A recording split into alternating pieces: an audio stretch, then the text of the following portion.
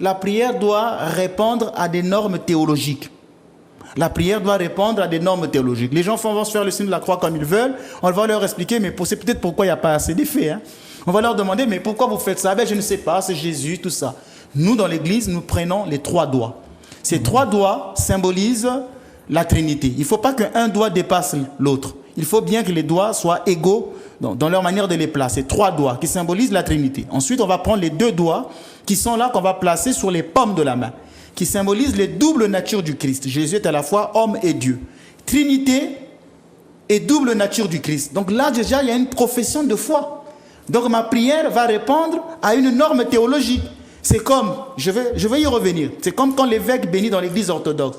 L'évêque a 3 bougies, 3 bougies, si vous voulez, candélabres allumés à la main droite, et l'autre tient 2 bougies allumées et il bénit le peuple avec ces 3 bougies. 3, Trinité, 2, les doubles natures du Christ. C'est comme quand le prêtre bénit, il va placer les doigts ainsi, donc il y a la Trinité, Père, Fils et Esprit Saint, et les doubles natures du Christ. Trinité, double nature du Christ. Ce sont là 2 grands mystères qui font peur aux démons.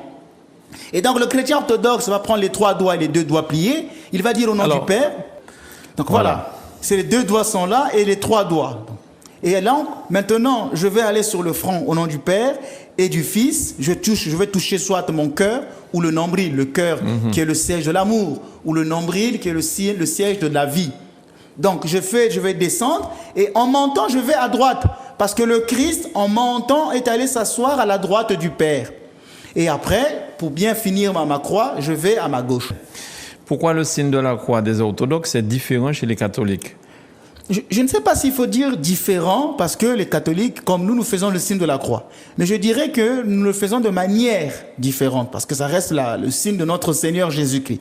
L'encyclopédie catholique déclare que dans l'église catholique romaine, les fidèles se sont signés de droite à gauche, comme les orthodoxes, jusqu'au XVIe siècle.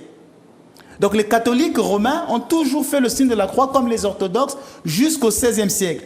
C'est le pape Innocent III, donc l'année c'est 1198-1216, écrivait encore que le signe de la croix se faisait avec 3 doigts et de droite à gauche.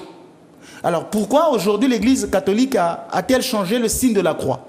Comme je l'ai dit dans les émissions sur la différence entre les catholiques et les orthodoxes, au cours de cette émission, j'ai beaucoup insisté en disant que les orthodoxes n'ont rien changé.